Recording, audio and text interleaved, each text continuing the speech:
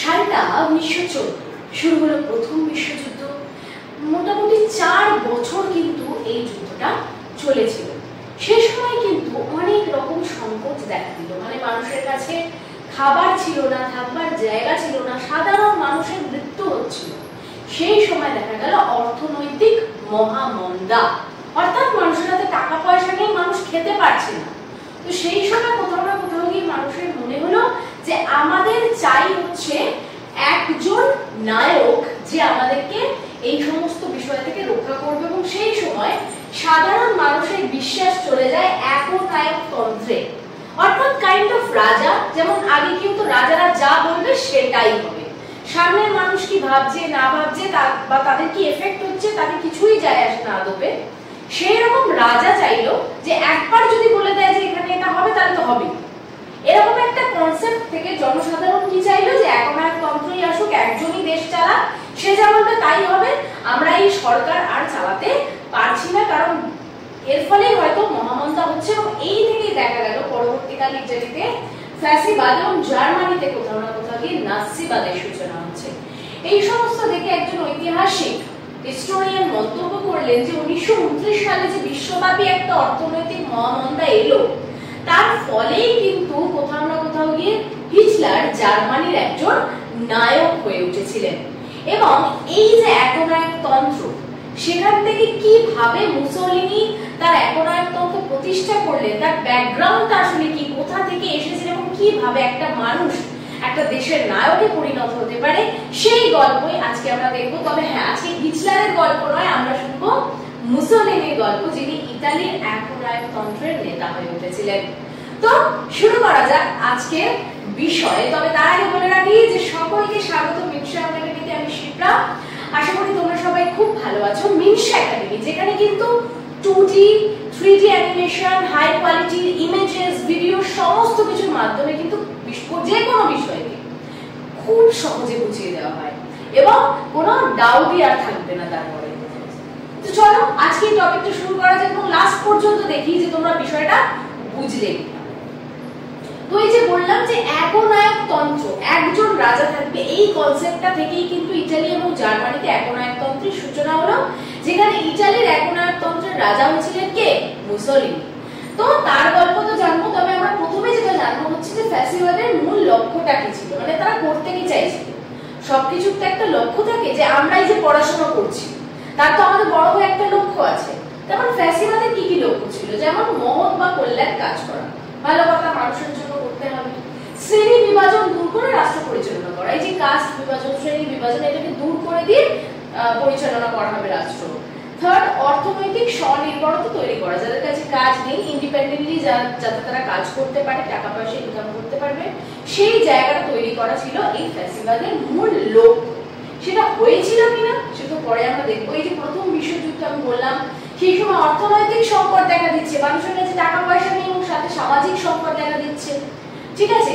এই সময় মানুষের মনে কিন্তু একটা গভীর হতাশা তৈরি হয় যে তারা কি করবে। কৃষি ব্যবস্থা একেবারেই সেই সময় ভেঙে পড়লো, দেশে খাদ্যশস্যের অভাব, খাবার দাবার কিচ্ছু নেই, জিনিসপত্রের দাম অগ্নিমূল্য, প্রচুর পরিমাণে দাম বেড়ে গেছে জিনিসের। এবং সেই থেকে দেখা গেল যে রাশিয়াতে লেনিন কিন্তু এগিয়ে এলেন, তিনি সাধারণ মানুষের কথা কিন্তু ভাবলেন এবং সরকার প্রতিষ্ঠা করলেন। সেক্ষেত্রে দেখা গেল যে ইতালির মানুষ এটা দেখে কি বললো, যে আমাদেরও চাই, কি চাই? প্রথম কথা হচ্ছে আমাদের যেটা করতে হবে যে মজুরিটা বৃদ্ধি করতে হবে, মানে আমরা যে কারখানায় কাজ করছি স্যালারি বা বেতনটা বাড়াতে হবে, তার সাথে হচ্ছে যে আমাদের কাজের সময়টা হ্রাস করতে হবে, মানে কমিয়ে দিতে হবে। আগে যে 12-16 ঘন্টা কাজ করাচ্ছে তার বদলে আমাকে এবারে মোটে আমরা 8 থেকে 9 ঘন্টায় কাজ করবো, একটা টাইম শিডিউল বেঁধে দিতে হবে।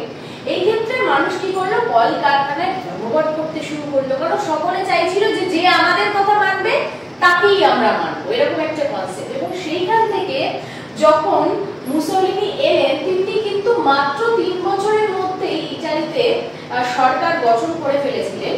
তার আগে পর্যন্ত 6 বার সরকার গঠন হয়েছে এবং ভেঙেছে। কারণ একটাই, যেই সরকার এসেছে সে শুধু নিজের কথা ভাবছে, সে কিন্তু সাধারণ মানুষের কথা ভাবছে না। তাহলে সাধারণ মানুষ রাখবে কেন তাকে? এবং এই কনসেপ্ট থেকে মানে মুসোলিনি আসার আগে পর্যন্ত কিন্তু ইতালিতে 6 বার সরকার গঠিত হয়েছে, ভেঙেছে এবং সাধারণ মানুষ তাদের যে ফেথ, তাদের যে আস্থা, সেটা কিন্তু হারিয়ে ফেলেছে সরকারের ওপর থেকে। এবং তারপরে দেখা গেল যে 1919 সালে মুসোলিনি তার ফ্যাসিস্ট দল সেটা কিন্তু গঠন করলেন। তবে তার আগে ছোটবেলায় ফিরে যাই যে তিনি কোথা থেকে এসেছেন এবং তার কি টেন্ডেন্সি ছিল সেই সমস্ত বিষয়টা আমরা জেনে নিই। প্রথম কথা হচ্ছে যে তিনি 1883 খ্রিস্টাব্দে 29 জুলাই ইতালির একটা দরিদ্র পরিবারে, গরিব পরিবারে তার জন্ম হয়েছিল এবং তার পিতার নাম ছিল আলেসান্দ্রো। এক্ষেত্রে বলে রাখি যে তার পিতা, মানে না যে আমরা সবসময় বলে থাকি যে ছোটবেলায় মানুষ যেটা দেখছে বড় হয়ে সেটাই শিখছে, সেক্ষেত্রে তার পিতা কিন্তু একজন সমাজতন্ত্রী ছিলেন, সমাজের ভালো চাইতেন। সেই থেকে কোথাও না কোথাও গিয়ে ছোটবেলা থেকেই কিন্তু তিনি রাজনৈতিক একটা পরিবেশে মানুষ হয়েছেন এবং তার মধ্যে সেইটাই কিন্তু বড় হয়েছে এবং পিতার স্পর্শে কিন্তু তার এটা হয়েছে। এরপরে দেখা গেল যে মুসোলিনিকে এক সময় ইতালির সরকার 1908 সালে বলল যে এত খুব বিপজ্জনক বিপ্লবী, একে কি করো, জেলে বন্দি করে দাও। কিন্তু কতদিন মানুষকে তুমি বন্দি করে রাখতে পারো? একটা সময় এলো যখন তাকে মুক্ত করে দেওয়া হলো, তিনি মুক্তি পেয়ে গেলেন এবং মুক্তি পাওয়ার পর তিনি কি করলেন, অভ্রান্তি নামে একটা পত্রিকার তিনি দায়িত্ব নিলেন এবং কাজকর্ম শুরু করলেন। এবং তারপরে যেটা আমি তোমাদেরকে বলেছি 1919 সালে 23 মার্চ 118 জন সেনাকর্মী নিয়ে, দেশপ্রেমিক নিয়ে, যারা দেশকে ভালোবাসে তাদেরকে নিয়ে তিনি কি করলেন, একটা দল গঠন করলেন যার নাম রাখলেন ফ্যাসিস্ট দল। তাহলে মনে রাখতে হবে প্রথম কথা ইটালিতে একনায়ক তন্ত্রের রাজা ছিলেন মুসোলিনি, যিনি যে দলটা গঠন করলেন তার নাম ফ্যাসিস্ট দল। কত সালে গঠন করলেন? 1919 সালে 23 মার্চ। কতজনকে নিয়ে শুরুতে? 118 জন সেনাকে নিয়ে। আশা করি এই টপিকগুলো মাথায় থাকবে। দলের প্রতীক যদি বলি সেক্ষেত্রে তারা কিন্তু ওই যে দড়ি বাঁধা কাষ্ঠদণ্ড, এটা ছিল তাদের হচ্ছে প্রতীক, যেটাকে ফ্যাসিস্ট বলা হতো। এটা গেল তাদের প্রতীক। তাদের মূলত ব্ল্যাক শার্ট পরে দেখা যেত এবং তাই তাদেরকে ব্ল্যাক শার্ট বাহিনীও বলা হতো। 1922 সালে কি হলো এবার কথা হচ্ছে সেই সময় তো ইটালিতে একটা রাজা রয়েছে রোমে, ঠিক আছে? তো কিভাবে তারা প্রতিষ্ঠা করলো নিজেদের দলটাকে সরকার হিসেবে, সেটা হচ্ছে যে ব্ল্যাক শার্ট বাহিনীকে নিয়ে তিনি চলে গেলেন কোথায় না 1922 সালে ইতালির রাজধানী রোমে। সেখানে যে সময় ভিক্টর এমুয়াল, তৃতীয় ভিক্টর এমুয়াল, তিনি ছিলেন রাজা এবং তার কাছে গিয়ে তাকে মুসোলিনি পদত্যাগ করতে বাধ্য করেন। এক সময় তিনি পদত্যাগ করে দিলেন চাপে পড়ে এবং সেই সময় মুসোলিনি কি হলো, ইতালির প্রধানমন্ত্রী পদে নিজেকে গ্রহণ করলেন। যেহেতু ওনার নেতৃত্বে হয়েছে তাই উনি নিজেই আসলে এটার পরে প্রধানমন্ত্রী পদে নিজেকে নিযুক্ত করলেন, যোগদান করলেন। এবং তারপরে যেটা হলো, বিরোধী দল তারা কেন মানবে, তাই না? বিরোধী দল যারা আছে সবাই তো সরকার গঠন করতে চায়, তাহলে মুসোলিনিকে তারা কেন মেনে নেবে? তো বিরোধী দল যেমন হয়, যেমন আমাদের সরকারও বিরোধী দলরা কি করে, প্রতিবাদ করে, রাইট? ঠিক সেই রকম বিরোধী দল যারা ছিল তারাও কিন্তু দেশের মধ্যে দমন চালাতে লাগলো।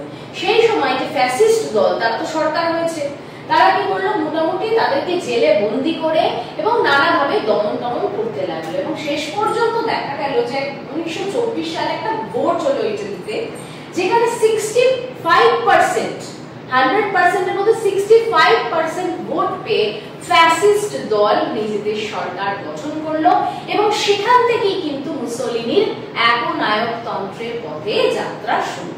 তো আশা করি এই যে কনসেপ্ট, একটা ছোট্ট কনসেপ্ট, যে ফ্যাসিস্ট দল কিভাবে গঠিত হলো, কে করলো, তাদের উদ্দেশ্য কি ছিল, কেন কিভাবে হলো, সব বিষয়টা দেখো খুব ছোট্ট করে তোমাদেরকে কিন্তু আমি বুঝিয়ে দিলাম। আশা করি তোমাদের বুঝতে কোনো অসুবিধা হয়নি। এই ধরনের আরো ইন্টারেস্টিং ভিডিও দেখার জন্য এই ভিডিওটা যদি তোমরা ইউটিউবে দেখছো তাহলে চ্যানেলটা সাবস্ক্রাইব করে নাও, আর যদি ফেসবুকে দেখছো তাহলে কিন্তু আমাদের ফলো করতে একদম ভুলো না, কারণ এখানে শুধুমাত্র আমরা পড়াশোনা করি না, তার সাথে কিন্তু অনেক কিছু শিখি। দেখা হচ্ছে পরের অন্য কোনো ইন্টারেস্টিং ভিডিওতে, ততক্ষণের জন্য টাটা।